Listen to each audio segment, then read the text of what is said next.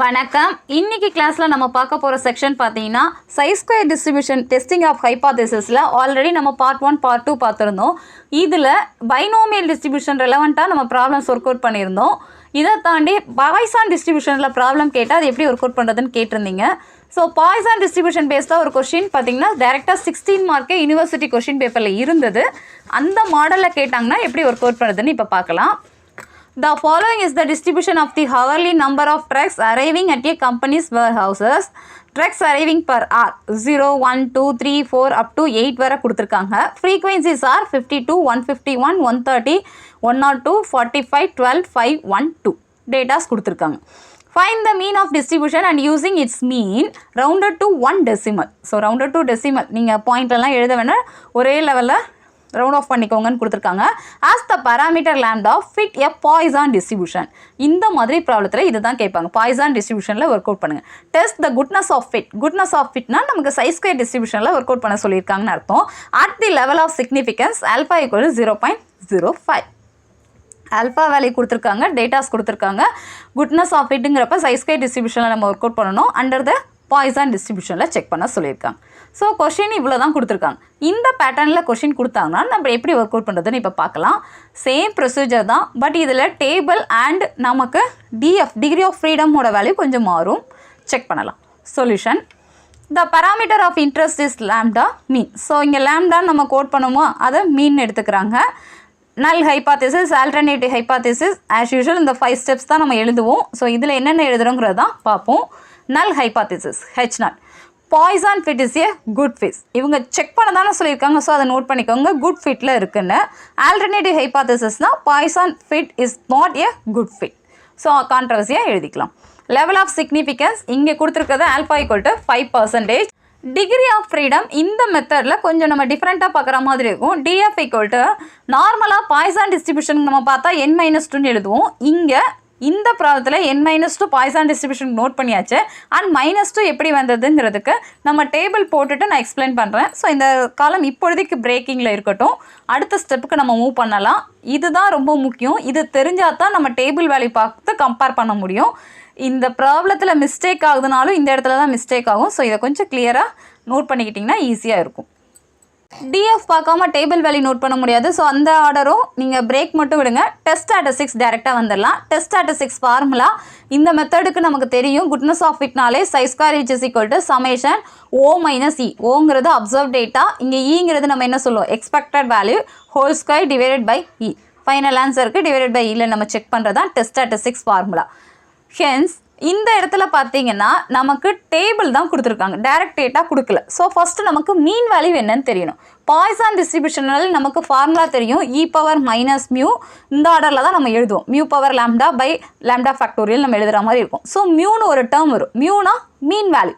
Mean value பார்க்கணுன்னா நமக்கு தெரியும் ஃப்ரீக்வன்சிஸ் அண்ட் டேபிள் வேல்யூ கொடுத்தாங்கன்னா summation FI XI by summation FIன்னு எழுதுவாங்க. So frequencies into XI value divided by total ஃப்ரீக்வன்சின்னு எழுதுகிற மாதிரி இருக்கும். டிஸ்கிரிட் டைப்பில் இருந்தால் இந்த மெத்தடில் நம்ம ஒர்க் அவுட் பண்ணுவோம்.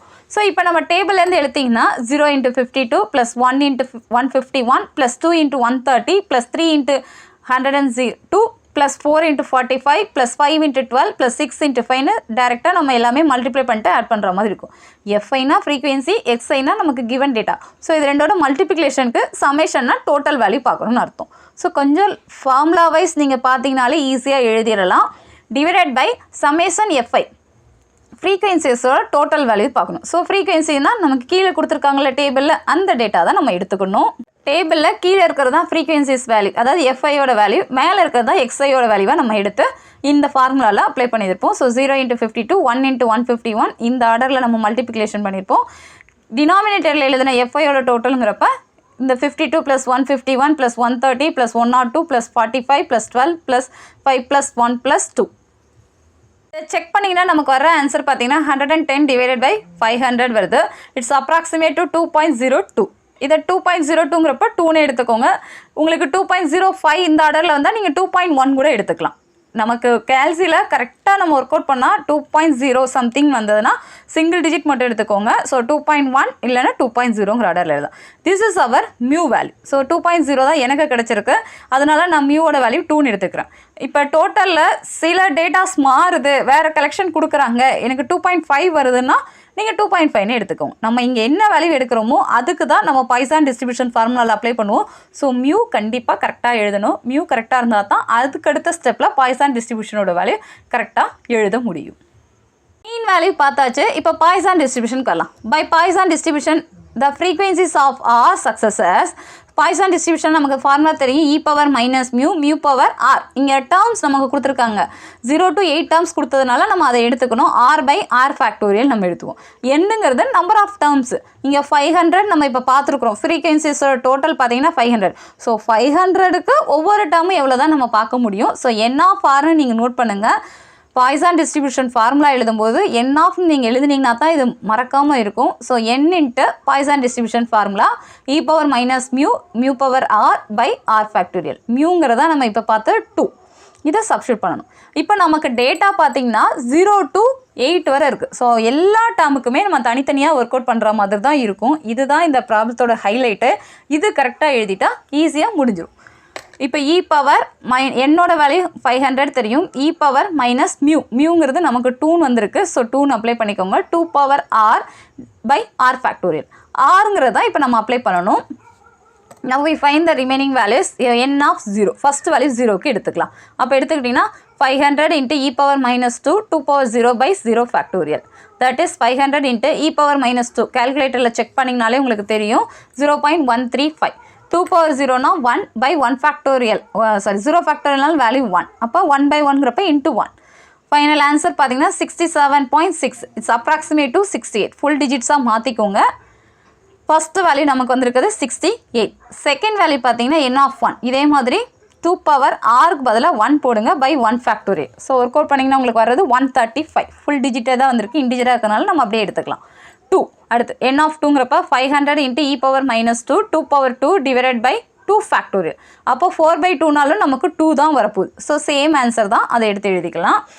n of 3 னா 500 into e பவர் மைனஸ் 2 2 பவர் 3 by 3 ஃபேக்டோரியல். இதை சிம்பிளிஃபை பண்ணிங்கன்னா உங்களுக்கு வர்றது 1.33. ஃபைனல் ஆன்சராக 89.77. தட் இஸ் அப்ராக்சிமேட் டு 19 எழுதிக்கலாம். n of 4ங்கிறப்ப 500 into e பவர் மைனஸ் 2 2 பவர் 4 by 4 ஃபேக்டோரியல். இந்த இதை கால்குலேட்டரில் செக் பண்ணிங்கன்னா நமக்கு வர ஆன்சர் 0.667. டோட்டல் மல்டிப்ளிகேஷன் வேல்யூ பார்த்தீங்கன்னா 45.02. Is approximate to 45. அடுத்து n of 5 பார்த்தீங்கன்னா 500 into e power minus 2 2 power 5 by 5 factorial. 2 power 5 by 5 factorial விட 0.27. ஒர்க் அவுட் பண்ணால் நமக்கு வர்றது 18.23. It's relevant to 18. n of 6க்கு இதே மாதிரி அப்ளை பண்ணால் 2 பவர் 6 by 6 ஃபேக்டோரியல் விட 0.09. ஸோ இதை மல்டிப்ளை பண்ணால் நமக்கு வர result 6.07. It's relevant to 6. n of 7 பார்த்தீங்கன்னா 2 power 7 by 7 factorial. That is 0.025. இதை மல்டிப்ளை பண்ணால் நமக்கு வர answer 1.71. It's approximate to 2. n of 8 பார்த்தீங்கன்னா 2 பவர் 8 by 8 ஃபேக்டோரியல். இதோட ஆன்சர் 0.006. ஓவரால் ஆன்சர் மல்டிப்ளை பண்ணால் 0.42 வருது. நான் 0ன்னு எடுத்துக்கிறேன். நீங்கள் 0.4ன்னு எடுத்துக்கிட்டாலும் சரி, எப்படினாலும் சரி, இட்ஸ் ரெலவென்ட் டு 0. இந்த டேட்டாஸை நமக்கு கால்குலேட்டரில் செக் பண்ணதோட ரிசல்ட்ஸ். ஸோ சில சமயம் நீங்கள் ஒர்க் அவுட் பண்ணும்போது மோட் வைஸ் மார்க்ஸ்னால் இந்த பாயிண்ட்லாம் கொஞ்சம் டிஃபர் ஆகும். உங்களுக்கு என்ன டேட்டா வருதோ அதை எடுத்து எழுதிக்கோங்க. நமக்கு தேவை இந்த ஹோல் டிஜிட்ஸ் தான். இது மட்டும் கொஞ்சம் கரெக்டாக இருக்கான்னு செக் பண்ணிக்கோங்க. நெக்ஸ்ட்டு இப்போ சப்ஸ்டியூஷனுக்கு போகலாம். தனித்தனியாக பார்த்தது எல்லாமே டேபிளில் எடுத்துக்கலாம். Hence frequency table is X observe data expected data. எக்ஸோட வேல்யூ 0 to 8 இருக்குது. ஸோ அதை நோட் பண்ணிக்கோங்க. 0 1 2 3 4 5 6 7 8. இதுக்கு அப்சர்வ் டேட்டானா நமக்கு கிவன் டேட்டா டேப்லர் காலம் கொடுத்துருக்கிறதுல இருக்கிறதா எழுதிக்கோங்க. 52 151 130 102 45 12 5 1 2. இதோட டோட்டல் தான் நமக்கு 500ன்னு ஆல்ரெடி தெரியும்.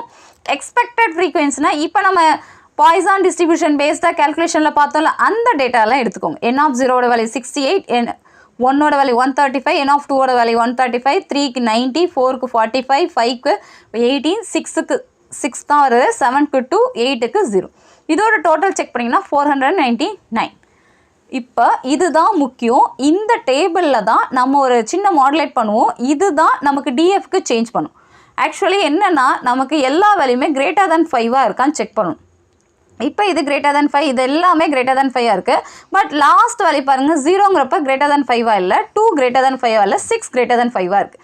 இப்போ 0 கிரேட்டர் தேன் 5 இல்லைனா இதை பூலிங் மெத்தட்னு சொல்லுவாங்க. இந்த மெத்தடில் ஒர்க் அவுட் பண்ணணுன்ட்டு அதை தான் கீழே எழுதியிருப்போம். Since the last 3 vacancies are small we pool them together. அதாவது இப்போ இது லெஸ் தேன் 5 இருக்கா, அப்போ இது ரெண்டுத்தையும் நீங்கள் ஆட் பண்ணுங்கள். அப்போ 2 + 0ங்கிறப்ப 2 தான் எக்ஸிஸ்ட் ஆகுது. 2 இஸ் ஆல்சோ லெஸ் தேன் 5 தான். அப்போ இதோட ஆட் பண்ணிங்கன்னா 6 + 2 8 + 0ங்கிறப்ப 8 இஸ் கிரேட்டர் தேன் 5. அப்போ நமக்கு இந்த வேல்யூ வரும். அதாவது 3 செல்ஸாக இருக்கிறத இப்போ நான் 1 செல்லாக மாற்ற போகிறோம் அப்படிங்கிறதான் பூலிங் மெத்தடில் மாற்றுவோம். 3 செல்ஸாக இருக்கிறத 1 செல்லாக மாற்றிடணும். நமக்கு கிரேட்டர் தேன் 5 தான் எக்ஸிஸ்ட் ஆகணும். இந்த ரெண்டும் லீஸ்ட் வேல்யூவாக இருக்கிறதுனால பூலிங் மெத்தடில் நம்ம இப்போ மாற்றிட்டோம். அப்போ 3 to 1 நம்ம மாற்றிட்டோம்.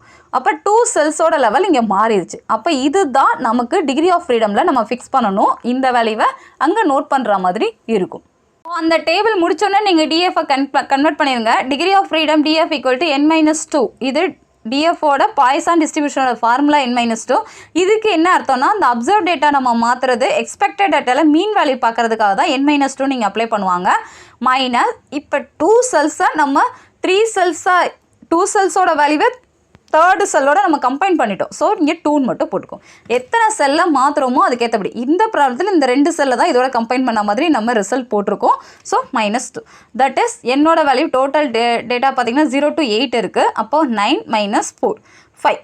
அப்போ இந்த ப்ராப்ளத்தில் டிஎஃபோட வேல்யூ 5. பாய்சான் டிஸ்ட்ரிபியூஷனில் இது ஒன்று தான் நமக்கு காம்ப்ளிகேட்டடாக இருக்கும். மற்ற ப்ராப்ளத்துலலாம் நம்ம n-1 போட்டிருப்போம். ஸோ என்ன டேட்டாலேருந்து -1 போட்டு நம்ம டேபிள் வேல்யூ பார்த்துருப்போம். இந்த பாய்சான் டிஸ்ட்ரிபியூஷனில் மட்டும்தான் இந்த பூலிங் மெத்தட் இங்கே யூஸ் ஆகுதா, யூஸ் பண்ணுறோமாங்கிறத பொறுத்து நமக்கு இந்த இடம் மாறிடும்.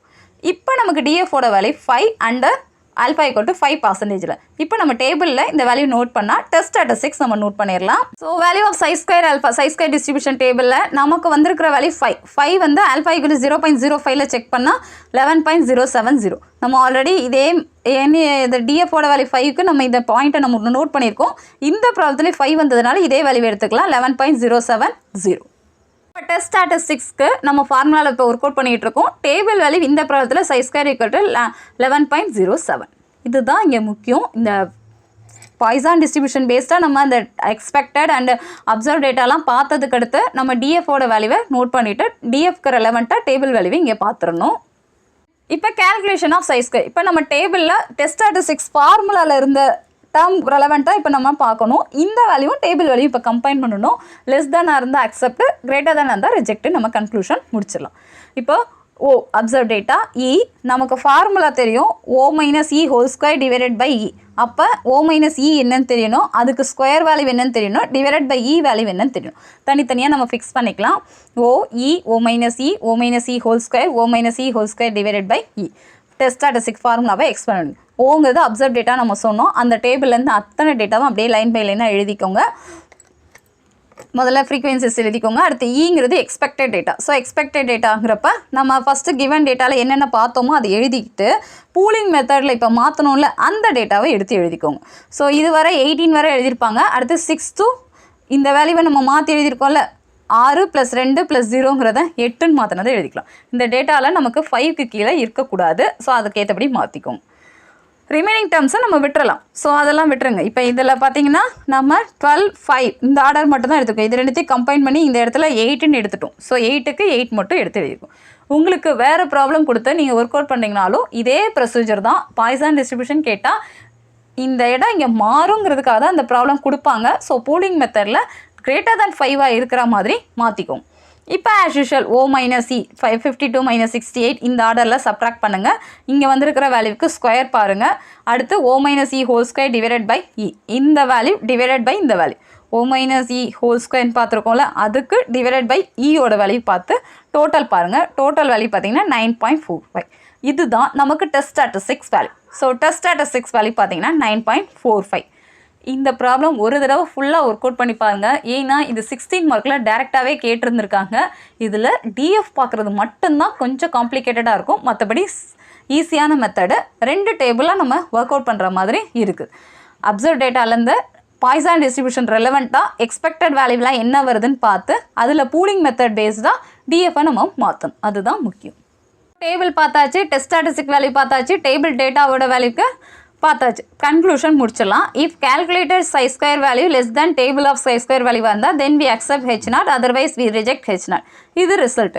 இந்த ப்ராப்ளத்தில் பார்த்தீங்கன்னா calculation value 9.45 வருது, less than table value 11.07. Condition கரெக்டாக தான் இருக்குங்கிறப்ப we accept at high 5% level of significance. அதாவது null hypothesis இந்த ப்ராப்ளத்தில் அக்செப்ட் ஆயிடுச்சு. குட்னஸ் ஆஃப் ஃபிட் கரெக்ட் தான் அப்படின்னு சொல்லி நம்ம முடிக்கலாம். அண்டர் பாய்சான் டிஸ்ட்ரிபியூஷனில் கரெக்டாக தான் இருக்குன்னு இந்த ப்ராப்ளம் முடிக்கலாம்.